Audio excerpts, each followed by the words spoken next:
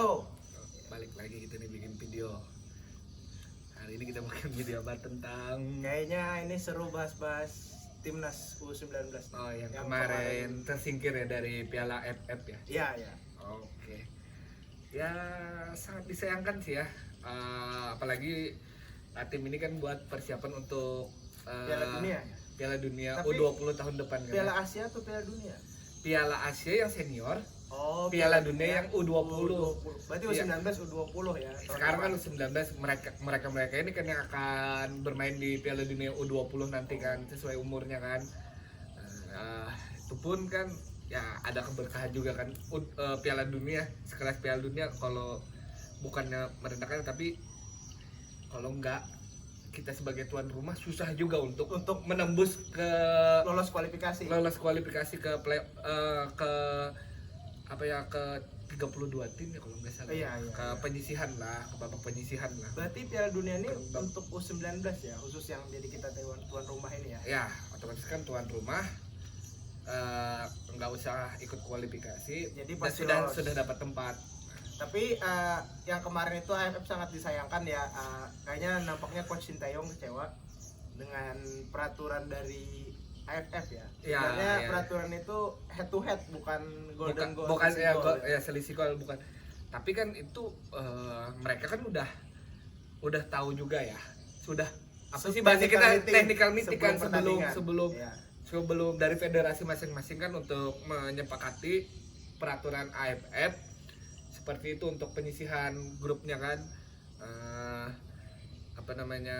Jadi kita sebenarnya sih ya sebagai warga negara kecewa, tapi kan itu udah peraturan yang dibuat sebelum pertandingan, bukan sehari sebelum pertandingan kan. Jadi kan kita udah tahu sendiri ya. Emang saat disayangkan juga kita sama Vietnam dan Thailand tidak mencetak gol. Ya, gagal mencetak gol, dan kalau bagus lagi sebenarnya sih bisa mengalahkan let's say salah satu lah. Ya, jadi peluang kita lolos kan lebih besar, dan kalau kayak kemarin kan harus jadi gimana ya?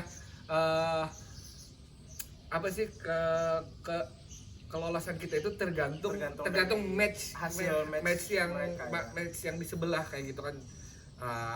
Apakah salah yang dilakukan Vietnam dan Thailand? Menurut gue sih secara netral ya, menurut dari strategi ya mereka kan mau lolos kan ya. Mereka dua-dua mau lolos. Kan mau lolos ya, otomatis mereka akan bermain yang lebih aman dan apa sih sebutannya position di bawah ya. Lebih aman lah untuk mengamankan tempat kan. Soalnya nggak peduli siapa yang jadi juara grup atau runner up kan, yang penting lolos dulu untuk ke semifinal. Soalnya kalau mereka saling serang juga ada berpotensi mengakibatkan cedera atau bisa kebobolan juga ya. Dan itu kan tidak semua match, mungkin banyak yang ngehead bahwa match fixing lah istilahnya, atau ini sudah pengaturan. Tapi dilihat kan kemarin tuh juga gue lihat itu lagi, kalau di awal mereka bermain seperti biasa, mungkin setelah satu-satu ya. Setelah satu ya itu juga pernah dilakukan, gue lupa Piala Dunia kapan ya, Jepang atau apa sih, mereka 10 menit terakhir itu untuk mengamankan passing bawah biar dua tim ini lolos ke lolos dari penyisihan grup. Dan itu sah saja karena memang untuk mengamankan posisi, dan lagian juga mengurangi resiko ya. Dan itu kan juga di pertandingan terakhir kan, dia tidak setiap pertandingan seperti itu kan. Dan juga mungkin kalau keadaannya dibalik, mungkin timnas kita juga akan melakukan hal yang sama sepertinya ya. Secara pribadi kalau gua jadi pelatihnya, gua akan menginstruksikan kita fight dulu untuk mencari kemenangan di awal. Kita lihat sikon di babak kedua gimana ya. Kalau sekitar 15 menit lagi ya udah kita amanin aja. Iya. Daripada mengambil resiko untuk menyerang, tiba-tiba kebobolan malah tidak jadi lolos kan. Waktu di Liga Champions pun banyak kan, waktu seandainya lagi di semifinal atau apa yang melakukan head to head ya, walau mulai tahun kemarin kan nggak berlaku lagi ya head to head. Seandainya dia lagi selisih gol, seandainya dia lagi unggul, dia akan parkir bis kan untuk biar kebobolan itu salah Itali kayak gitu ya, Liga Iya. Itali. Di Liga Champion yang seandainya Iya. lu udah unggul seri 1-0 Oh. di kandang lawan. Oh iya, Lu udah cetak tandangnya lu ya. udah cetak Iya. satu kan di sana kan gol tandangnya. Hmm. Nah, sampai main di kandang sendiri otomatis kalau bisa menang minimal seri, tapi kalau udah menit 75 masih 0-0 ya mengamankan udah. posisi. Gua akan kasih instruksi, kita akan parkir bis aja Oh, biar mengamankan saya di 5 Atau menit posisi di terakhir. bawah aja ya. Iya. Tidak mengambil resiko. Iya, itu Tapi kan salah satu bagian dari strategi menurut sekarang ini di Liga Inggris, Liga Spanyol sudah selisih gol ya. Mungkin cuma Liga Italia yang seperti itu. gua. Oh, untuk liganya iya benar. Dan mungkin ya peraturannya agak kolot quote unquote ya. Ya. Cuman fairnya sih selisih gol. Tapi sebenarnya. balik lagi juga benar kan, tapi kan kita harus ingat AFF sendiri ini juga ya bukan kalender FIFA Iya. kan. Jadi kan dia antar negara ASEAN sendiri yang mengadakan turnamen ini kan. Nah, Dan juga ini salah satu apa ya istilahnya uji coba dan latihan uji coba agar mentalnya lebih kuat gitu jam jam terbang, terbang. terbang. Karena Kan, mereka untuk umur 19 juga kan ya membela timnas pasti beban mental ada, ditonton kan, makin banyak match, makin entah menang atau kalah kan.